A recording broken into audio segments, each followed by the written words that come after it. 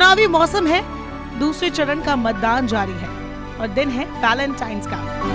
जी, ये संयोग ही है कि इस वैलेंटाइन प्यार की बात तो होगी ही, लेकिन राजनीति के तड़के के साथ। तो चलिए वैलेंटाइन के मौके पर ऐसी ही हस्तियों और उनके लव स्टोरी के बारे में आपको बताते हैं जो अपने जीवन साथी के साथ राजनीति में कदम ताल करते हैं।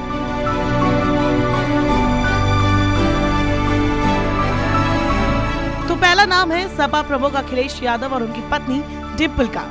इनकी लव स्टोरी तब शुरू हुई थी जब अखिलेश 21 साल के और डिम्पल सिर्फ 17 साल की थी।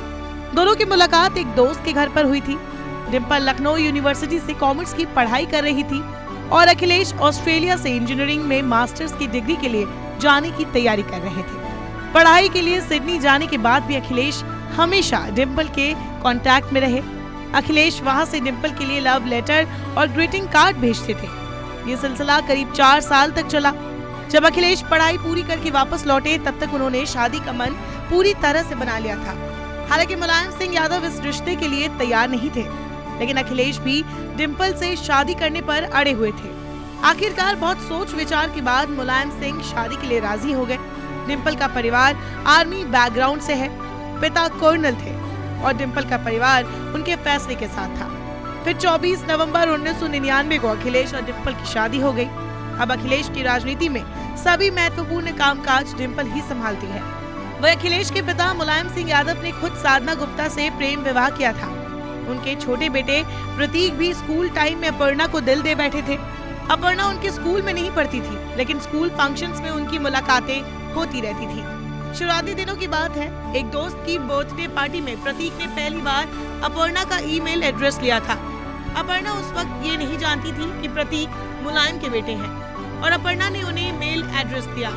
कई दिनों के बाद उन्होंने अपना मेल चेक किया तो उसमें प्रतीक के मैसेजेस मिले जिनमें उन्होंने प्यार का इजहार किया था। अपर्णा और प्रतीक ने इसके बाद मिलना शुरू किया।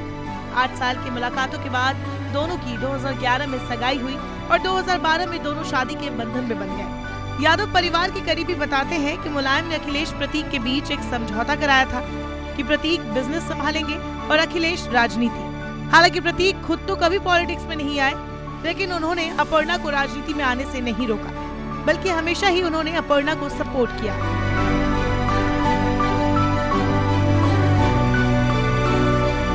चलिए तो अब बात करते हैं प्रियंका गांधी और रॉबर्ट वाड्रा की। देश के सबसे बड़े सियासी घराने की बेटी प्रियंका और रॉबर्ट वाड्रा की लव स्टोरी भी बेहद दिलचस्प है।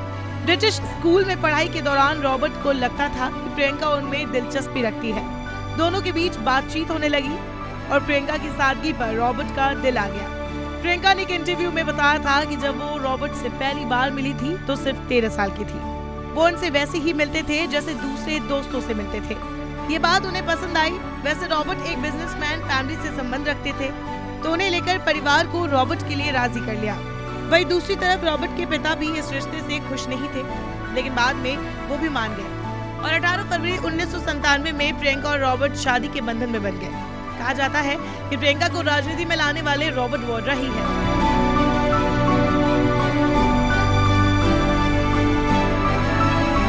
अब बात नंद गोपाल गुप्ता, नंदी और अभिलाषा की। तो ये दोनों प्रयागराज के लोहिया पांडे के हाता में वेसेंट नर्सरी स्कूल में पढ़ते थे। इनका घर भी एक ही गली में है, लेकिन कुछ दिनों बाद स्कूल बदला तो साथ भी छूट गया। लेकिन कई सालों बाद इनकी मुलाकात मेहर देवी मंदिर सतना में हो गई। यहाँ दोनों ने एक दूसरे से प्यार का इजहार किया, लेकिन अभिलाषा के परिवार को ये रिश्ता मंजूर नहीं था। ये वो दौर था जब नंदी की आर्थिक स्थिति अच्छी नहीं थी। नंदी ने दूध वाले से लेकर घर की नौकरानी तक से लेटर भिजवाए।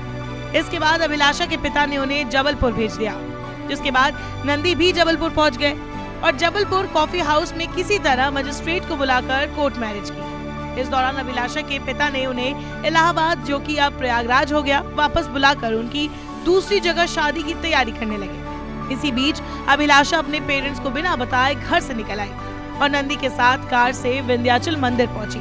यहाँ पर दोनों ने मां विंध्यवासिनी के दर्शन किए, फिर नागपुर रवाना हो गए। वहाँ नंदी अपने एक दोस्त के पास रहने चले गए। इस बीच अभिलाषा की फैमिली को भी कन्विंस कर लिया और इलाहाबाद लौटे तो रीति रिवाज से शादी हुई। आज नंदी के व्यवसाय और राजनीतिक जीवन में अभिलाषा का सपोर्ट रहता है। अभिलाषा खुद भी महापौर है, वो उन्हें चुनाव लड़ने में भी मदद करती है। अब बात जतिन प्रसाद और नेहा की। 2010 में तत्कालीन पेट्रोलियम मंत्री जतिन प्रसाद ने लखनऊ की पत्रकार नेहा सेठ से शादी करने का ऐलान करके सबको चौंका दिया था। 4 साल के प्रेम संबंध के बाद दोनों ने 16 फरवरी को 7 फेरे लिए थे। नेहा के घर जतिन के कहने पर शादी का प्रपोजल उनके परिवार ने भेजा था। नेहा की मां ने एक बार बताया कि वो नेहा से बहुत नाराज थी क्योंकि उस वक्त वो हर शादी के प्रस्ताव को ठुकरा रही थी और आखिरकार जब नेहा ने जतिन के साथ रिश्ते को हाँ की तो ऐसे में घर वालों ने भी तुरंत रजामंदी दे दी। वहीं दून से स्कूलिंग और IIM दिल्ली से MBA करने के बाद जतिन ने अपने पारिवारिक सियासी विरासत को संभाल लिया था। पत्नी नेहा ने लखनऊ के लॉ मार्टिनियर गर्ल्स कॉलेज से पढ़ाई की। उन्होंने मुंबई से मास कम्युनिकेशन का कोर्स भी किया और अभी नेहा एक लेखिका है और फ्रीलांस राइटर के तौर पर मैगजीन्स में लिखती है। नेहा ने कई सारी किताबें भी लिखी है।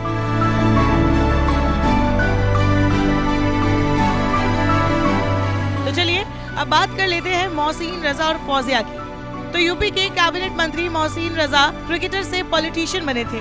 उनकी लव स्टोरी में स्ट्रगल भी अलग ही तरह का रहा। मोहसिन शिया है और फौजिया सुन्नी है। इस डिफरेंस के बावजूद इन्होंने अपनी लव स्टोरी को सक्सेसफुल बनाया। मोहसिन और फौजिया की मुलाकात 1999 में लखनऊ में एक फैमिली फंक्शन के दौरान हुई थी। दोनों की फैमिली एक दूसरे को पहले से जानती थी। फौजिया ने अलीगढ़ मुस्लिम यूनिवर्सिटी से MBA किया था। उसके बाद वो UAE के शारजाह में एक कंपनी में जॉब करने लगी। ऐसे में मोहसिन घर वालों से झूठ बोलकर कभी टूर्नामेंट के बहाने तो कभी बिना बताए भी शारजाह उनसे मिलने जाते थे।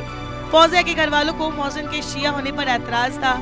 हालांकि मोहसिन की कोशिशों के बाद किसी तरह मामला फाइनल हो गया।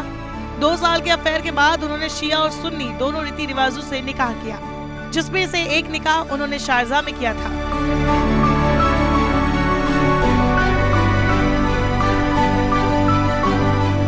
आखिर में बात दयाशंकर सिंह और स्वाति सिंह की। इन दोनों की लव स्टोरी सत्ता के गलियारों में भी चर्चित रही है।